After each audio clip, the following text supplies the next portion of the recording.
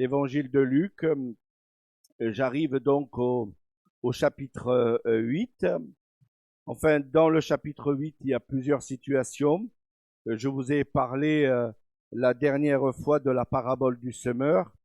Aujourd'hui, le titre du message, c'est « Prenez garde à la manière d'écouter ».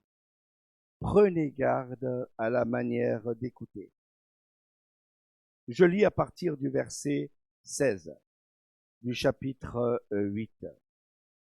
Personne, après avoir allumé une lampe, ne la couvre d'un vase ou ne la met sous un lit, mais il la met sur un chandelier, afin que ceux qui entrent voient la lumière. Car il n'est rien de caché qui ne doit être découvert, rien de secret qui ne doit être reconnu et mis au jour. Prenez garde donc, prenez donc garde à la manière dont vous écoutez, car on vous donnera à celui qui a, mais à celui qui n'a pas, on notera même ce qu'il croit avoir. La mère et les frères de Jésus vinrent le trouver, mais ils ne purent l'aborder à cause de la foule. On lui dit, ta mère et tes frères sont dehors, et ils désirent te voir. Mais il répondit, ma mère et mes frères, ce sont ceux qui écoutent la parole de Dieu et qui la mettent en pratique. Prions. Seigneur, je voudrais te remercier pour ces quelques versets de ta parole. Je voudrais te prier, Seigneur, afin que tu puisses diriger et conduire. Merci parce que durant la semaine, j'ai pu les méditer personnellement et puis voir, Seigneur, que c'est un thème très important dans la parole, l'écoute.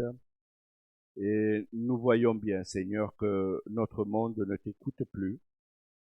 Et parfois, nous, en tant que chrétiens non plus, nous te mettons de côté dans cette écoute. Alors, Seigneur, au travers de ce passage, je voudrais te prier, Seigneur, que tu puisses nous rappeler que l'écoute est une chose importante et qu'on a besoin, Seigneur, de nous le rappeler dans notre quotidien. Amen. Prenons garde à la manière d'écouter. Alors, notre société aime bien écouter. Qu'est-ce qu'on aime bien écouter aujourd'hui? Les jeunes, vous aimez bien écouter, n'est-ce pas? Surtout la musique. Vous y passez des heures et des heures. Et quand je parle des jeunes, je dis aussi les moins jeunes, on aime bien écouter aujourd'hui. Savez-vous que le produit phare en 2019 a été cet appareil? En 2019, en France, il a été vendu 11 200 000 appareils comme ceci. Alors, celui-là, il est comme mes cheveux blancs. Il est déjà 18, enfin, il vaut plus rien. Hein. Aujourd'hui, c'est plutôt les casques Bluetooth où il n'y a pas de fil. Je suis pas à la mode, mais c'est le seul que j'ai trouvé dans l'église quand je suis arrivé ce matin. Mais le casque aujourd'hui est un produit star. Il se vend énormément dans le monde et les spécialistes ou certains reportages, quand on les regarde à la télévision, quand on lit certains articles aujourd'hui, même dans les magazines chrétiens, beaucoup de gens nous disent que ce produit-là sert à écouter, mais en même temps à s'isoler du monde. Alors pour ceux qui prennent le train, combien avez-vous rencontré durant la semaine des personnes qui ont ce genre de produit sur leur tête. Pratiquement tous. Et combien de chrétiens en ont aussi, n'est-ce pas? Combien de chrétiens ont ce genre de produit sur leur tête? Le monde nous dit que ce genre de produit sert à écouter, mais aussi à s'isoler du monde. Ça tombe bien. Cette semaine, je dois prêcher sur prenons garde à la manière d'écouter. Cette semaine, j'ai regardé un reportage à la télévision et le reportage disait que ils interviewaient une jeune femme et on lui demandait pourquoi elle portait un casque. J'en ai marre de donner mon numéro de téléphone dans le train.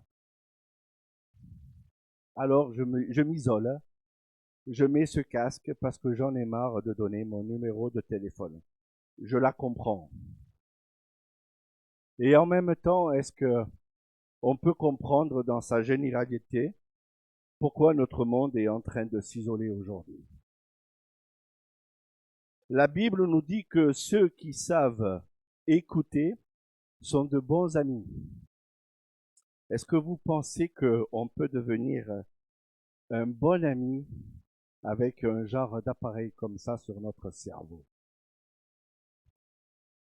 Est-ce que la Bible nous dit que ceux qui savent écouter sont des gens de bonne compagnie?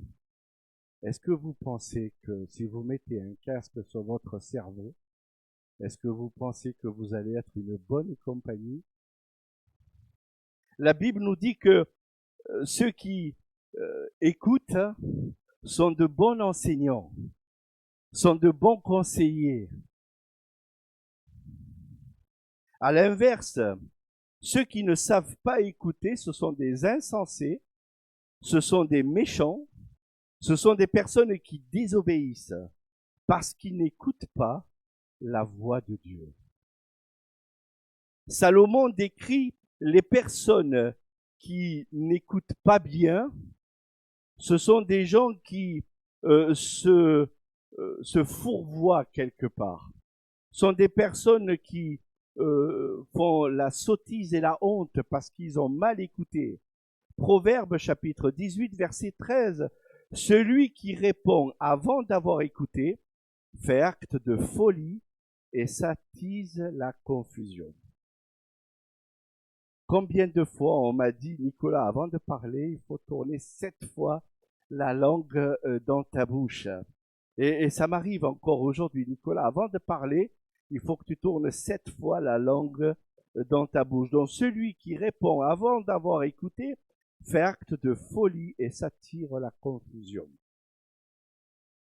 Est-ce qu'il vous est pas arrivé dans la vie de rencontrer une personne qui a voulu s'initier dans une conversation et que cette personne, quand elle s'est mise dans la conversation, a tapé à côté parce qu'elle n'a pas compris le démarrage de la conversation? Combien de fois on a voulu participer à une conversation et on était vraiment loin de l'idée ou de la pensée de la conversation?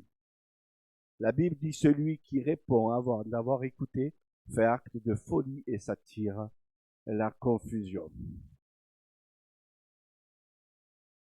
La Bible nous dit que c'est important d'écouter. Et Jésus le dit clairement et avertit au verset 18, prenez garde à la manière dont vous écoutez.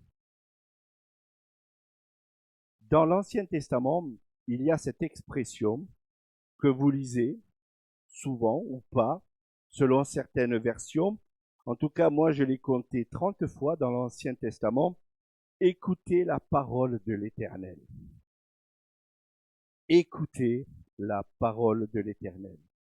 Dieu a exhorté le peuple, son peuple, à écouter le Seigneur Jésus-Christ. Il a dit au cours de la transfiguration sur la montagne, celui-ci est mon fils, écoutez-le. celui-ci est mon fils, écoutez-le.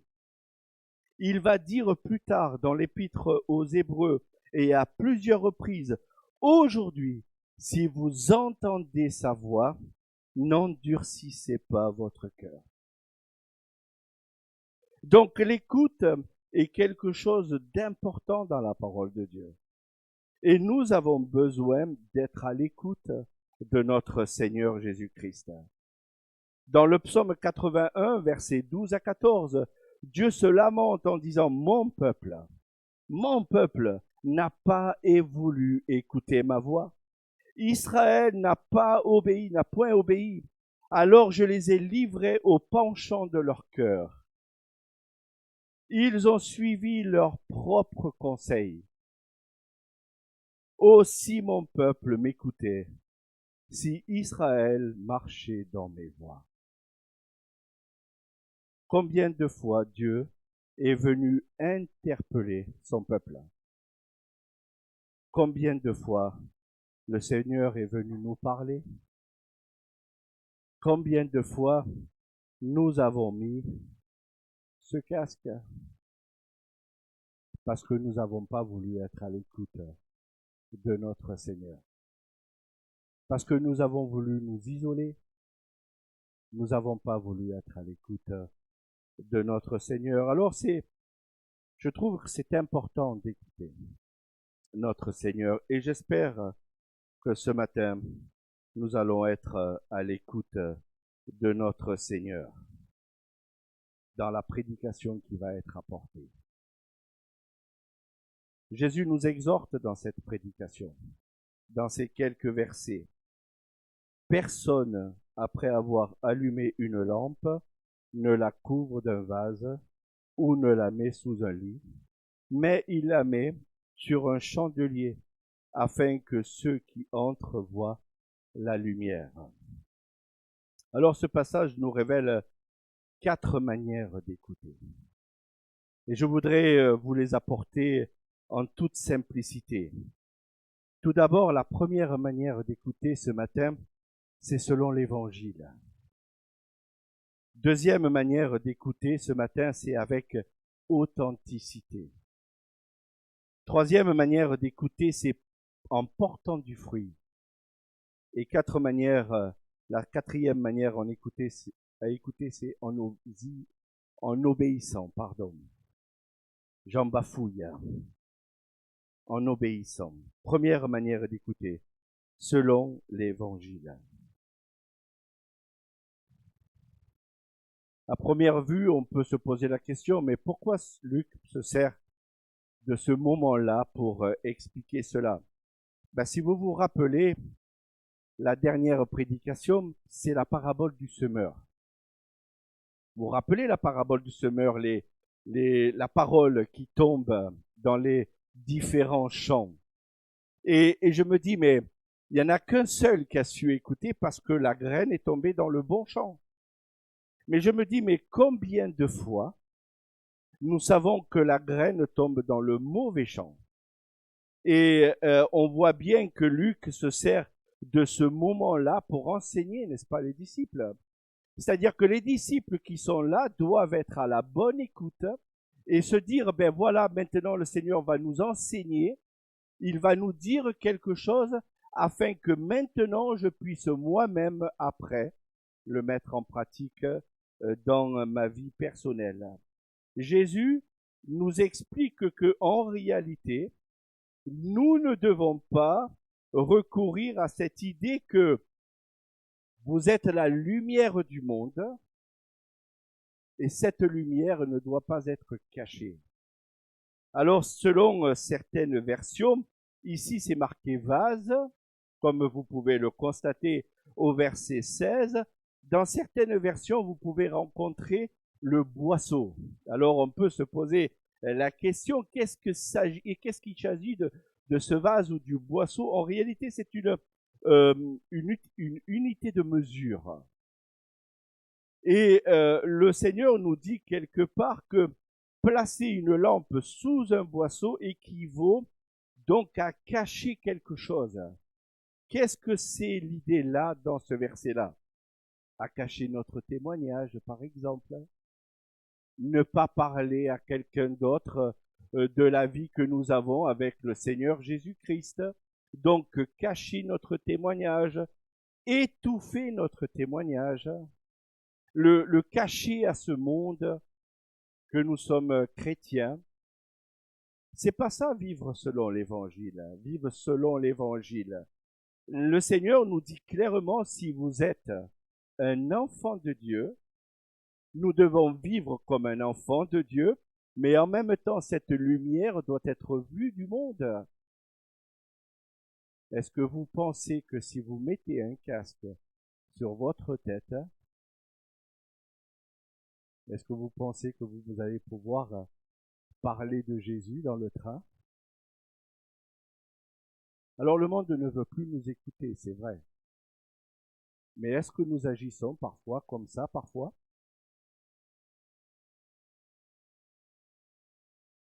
Moi, je pense que le Seigneur nous a mis une lumière. Cette lumière doit être partagée dans ce monde.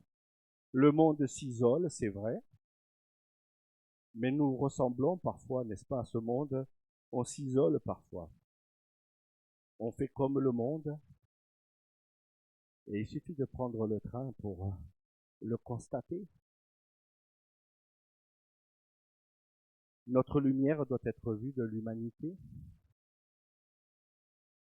Alors c'est vrai que quand on prend le train à 6 heures du matin, j'avoue que, comme vous, je suis comme vous, j'ai envie de dormir, enfin de continuer mon sommeil que j'ai arrêté à un moment donné.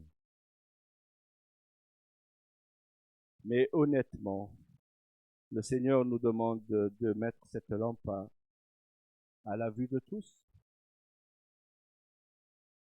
Notre témoignage doit être donné. J'ai rencontré dans ma vie une sœur qui avait du mal à témoigner. Et elle avait du mal à témoigner de sa foi. Et un jour, elle a demandé à son pasteur, eh bien voilà, priez pour moi parce que j'ai du mal à partager ma foi avec mes amis, avec mes collègues de travail. J'ai du mal à partager de Jésus-Christ. Alors l'Église s'est mise à prier pour elle. Le Seigneur a entendu très rapidement cette prière. Elle a pu parler de Jésus-Christ à ses collègues de travail. Elle a pu parler à Jésus-Christ à ses amis et quelques personnes sont venues à l'Évangile. Et je me dis, combien de fois nous ne demandons pas ce genre de prière au Seigneur?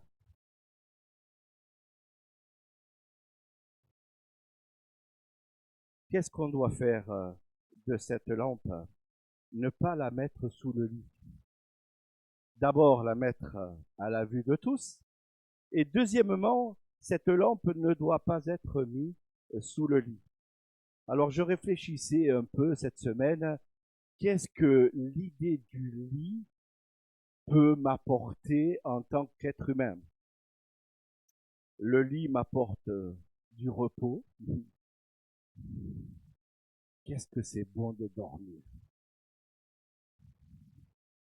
Ma femme me dit tout le temps, de temps en temps, elle est là, elle est en train d'écouter, donc elle peut enregistrer. Elle me dit, ouais, je voudrais faire plus que la moyenne. J'espère que vous me comprenez, c'est-à-dire au lieu de me lever à 4 heures du matin, je voudrais pousser jusqu'à 8 heures si le Seigneur me le permettait. Mais c'est vrai, c'est l'idée du lit, c'est une bonne chose, hein. C'est bon de dormir, hein. On a un temps, on a besoin de repos. Certains se contentent de 6 heures, d'autres moins. Vous savez, sur le groupe WhatsApp, je sais qui dort et qui ne dort pas. Écoutez, je vous le dis en toute honnêteté, hein, quand vous écrivez un message à 2 heures du matin, je le sais. Quand vous écrivez, quand notre frère, il est là, il est juste à côté. Quand il écrit la musique à 1 heure du matin, je le sais. C'est marqué sur WhatsApp, rien n'est caché sur WhatsApp. Si tu penses que personne ne va voir que tu as travaillé jusqu'à 1 heure du matin, moi je me dis comment tu fais. En tout cas, moi à 1 heure du matin, je dors.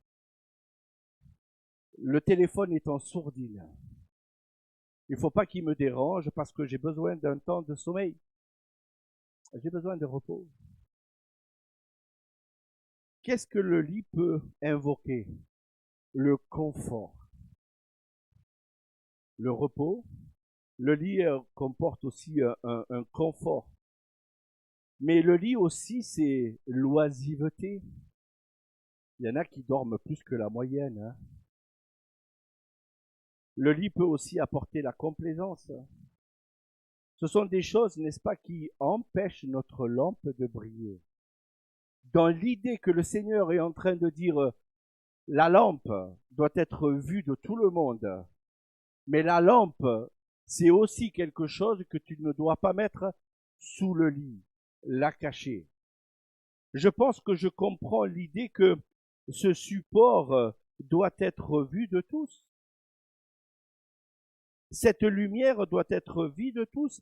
Je dois la vivre, je dois la prêcher, cette vérité. Je dois briller dans ce monde. Si je cache la lumière que le Seigneur a mis en moi, si je cache cette lumière sous le lit, à quoi sert-il de prétendre que je suis un chrétien? Alors moi, la question que je voudrais te poser, la Bible dit clairement que la responsabilité du chrétien faite de toutes les nations des disciples, c'est l'ordre de mission que le Seigneur nous a donné. Si on cache notre lumière, si on met notre lumière sous le lit, cet ordre de mission, qu'est-ce qu'on en fait? As-tu brillé dans ta vie durant l'année 2024? Alors on arrive presque à la fin. Je peux prêcher ce genre de choses maintenant. Je me dis, est-ce que en démarrant cette année, tu t'es dit dans ton cœur, Seigneur, fais que je brille dans ce monde. Fais que ma vie soit un témoignage public dans ce monde. Est-ce que tu peux dire avec honnêteté, Seigneur, je dois confesser que j'ai caché ma vie durant l'année 2024, que j'ai désobéi à ce que tu m'as demandé de pratiquer, faites de toutes les nations des disciples. C'est notre responsabilité. C'est pas réservé uniquement à un pasteur, c'est pas réservé uniquement à une église de faire des disciples. C'est l'ordre de mission que le Seigneur nous a donné à tous. Première manière d'écouter, selon l'Évangile. Est-ce que nous écoutons selon l'Évangile? Deuxième manière d'écouter, c'est avec authenticité. Être authentique. Notre monde a besoin de voir des personnes authentiques. Ça se perd aujourd'hui. Notre monde est en train de se perdre aujourd'hui par la paresse, la négligence. On s'isole. Est-ce que c'est ça ce que le Seigneur nous demande? Est-ce que nous devons ressembler à ce monde? C'est pas que je me dis le Seigneur nous a pas demandé de sortir de ce monde. Hein. C'est pas ce que le Seigneur nous a demandé. Mais est-ce que nous faisons parfois ce que le monde fait? Et le Seigneur nous le dit, prenez garde à la manière dont vous écoutez, car on donnera à celui qui a, mais à celui qui n'a pas, on ôtera même ce qui croit avoir. Je pense que l'authenticité est importante dans la Bible. Et regardez, à chaque fois, le Seigneur a repris des personnes qui se disaient bons ou bien, et leur disait, oui, mais vous dites, mais vous ne pratiquez pas. Vous prétendez être, et en réalité, vous n'êtes pas.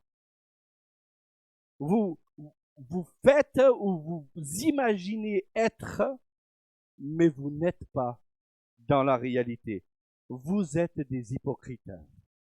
Et alors, je me dis, mais Seigneur, c'est dur ton message. Oui, c'est dur, mais c'est une réalité. C'était une réalité dans le fond. Ces hommes prétendaient montrer une façade de religion. Et en réalité, ils étaient des hypocrites dans leur quotidien.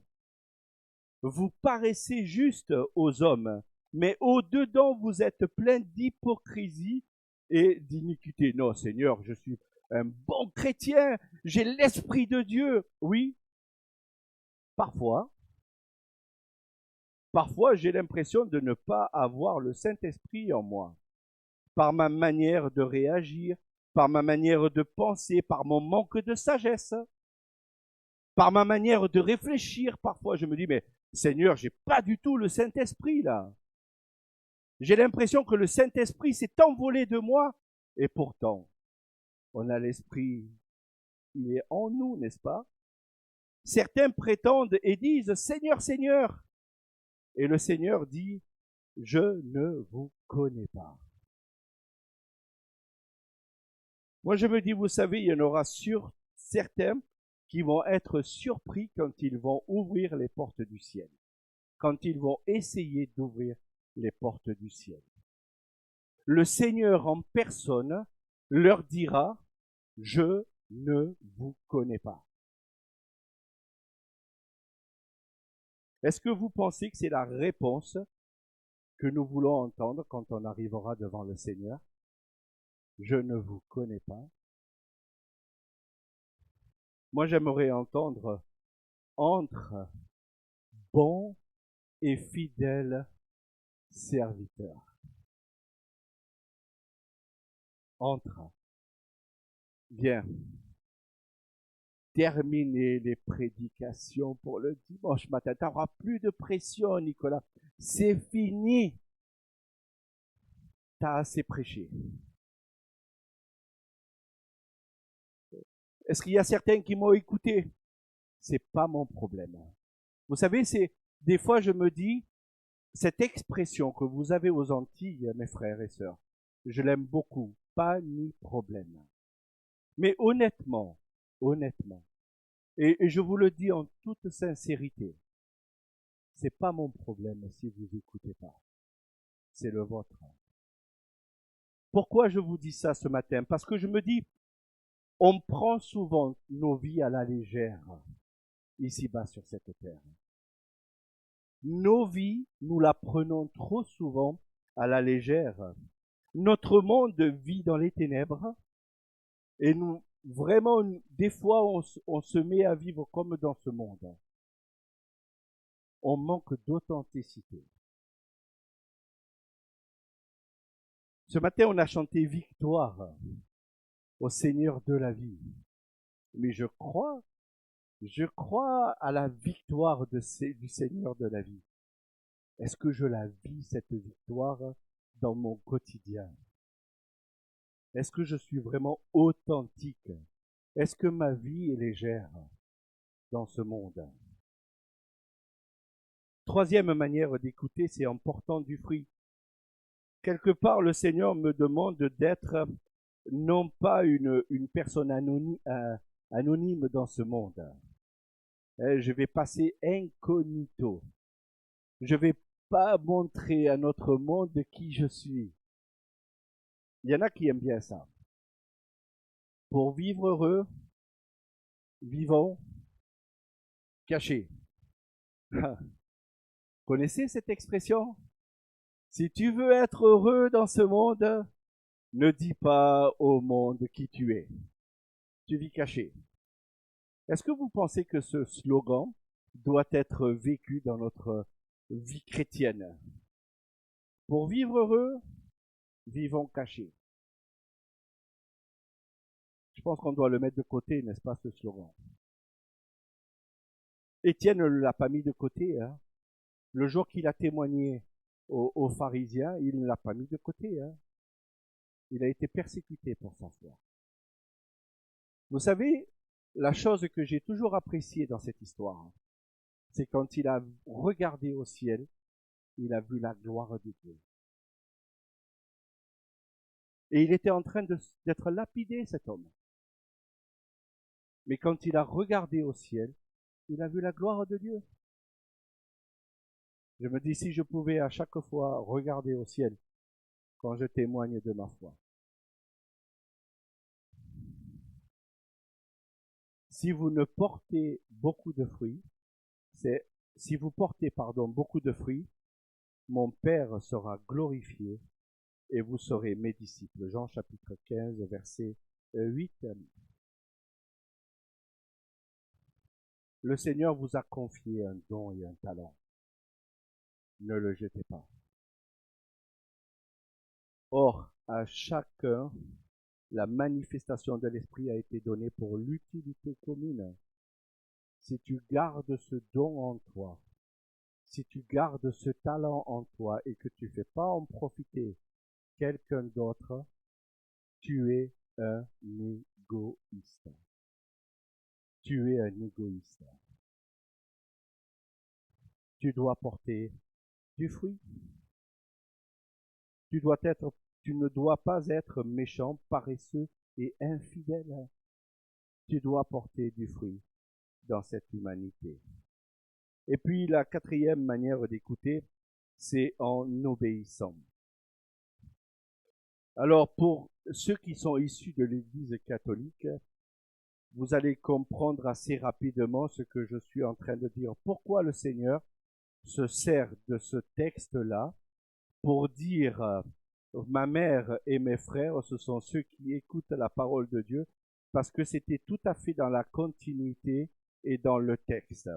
Je me dis souvent, vous savez, quand on veut faire parler la Bible, elle parle d'elle-même.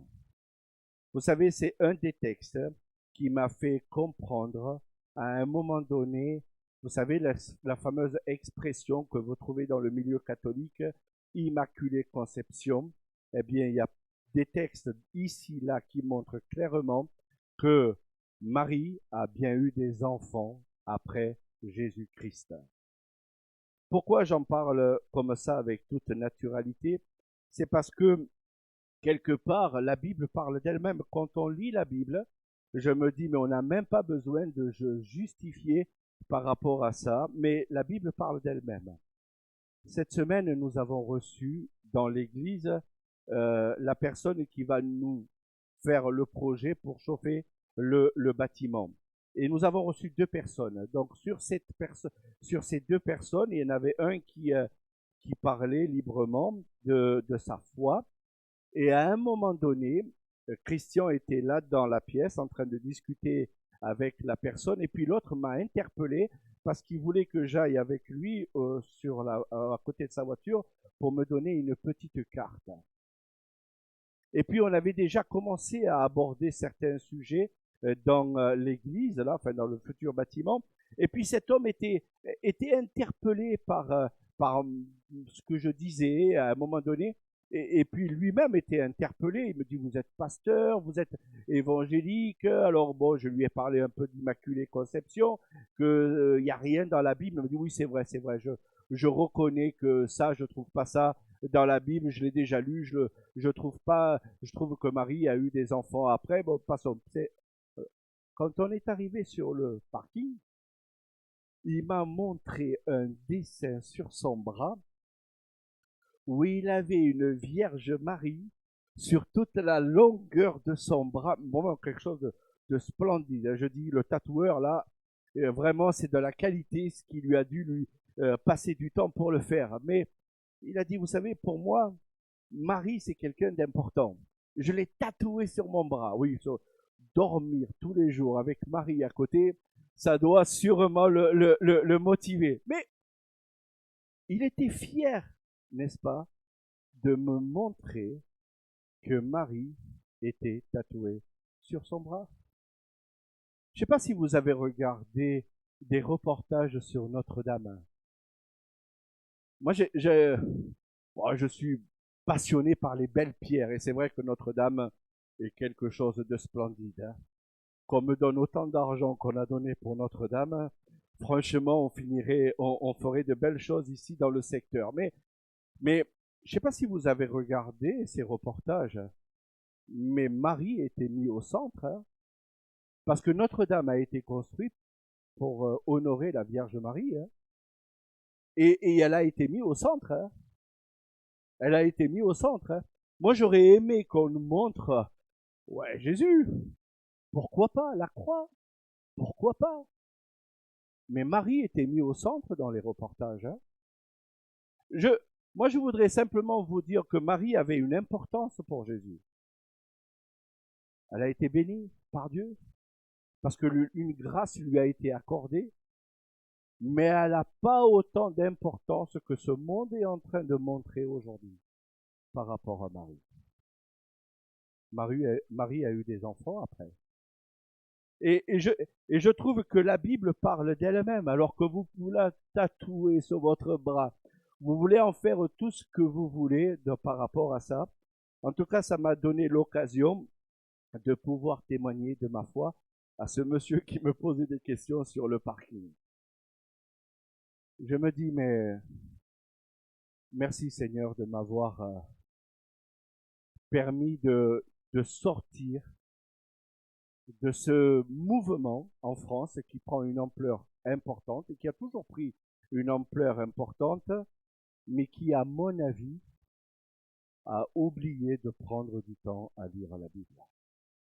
Je pense que si on prenait du temps à lire la Bible, et on m'a jamais montré, pendant la période que j'étais dans l'église catholique, on m'a jamais montré du temps de dire, écoute Nicolas, tu devrais prendre du temps de lire la Bible. Vous savez, il y aurait bien des fois où on dirait moins d'âneries si on lisait la Bible, si on prenait du temps avec le Seigneur à lire la Bible. Alors, Jésus n'a pas minimisé Marie. Non, non. Il a simplement rappelé que celui qui obéit, celui qui met en pratique, c'est eux, mes frères et mes sœurs. Alors attention à notre manière d'écouter. Le Seigneur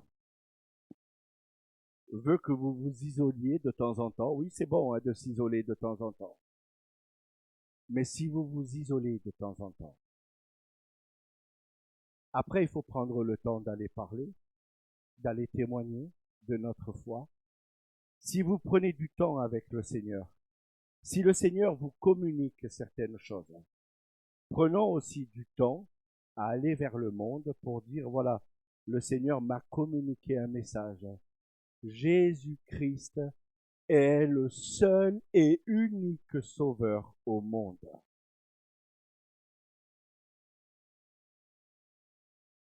Que nous puissions le dire avec fidélité, avec conviction, que les personnes que le Seigneur nous mette sur le chemin, nous puissions leur dire en toute simplicité, Jésus-Christ est le seul et unique sauveur au monde. Avant de démarrer les travaux, dans mon bureau, j'ai demandé au Seigneur d'être un témoin par rapport à ces travaux.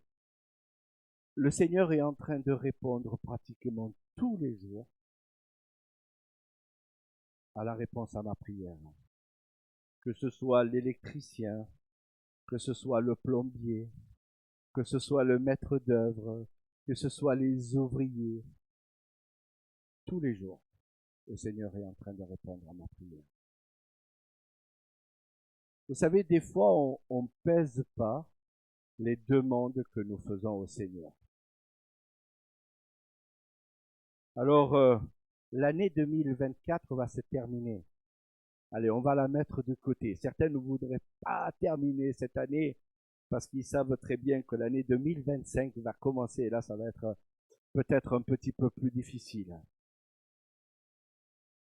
Moi, je voudrais juste vous dire, arrêtons de nous isoler et allons dans ce monde de ténèbres qui a besoin d'entendre que Jésus-Christ est le seul et unique sauveur au monde. C'est lui qui est la lumière, c'est lui qui va apporter la lumière, c'est lui qui va être la lumière dans le cœur de votre voisin, de votre voisine, de votre ami, votre collègue de travail. C'est seul Jésus-Christ qui peut être la lumière. Amen. Amen. La promesse.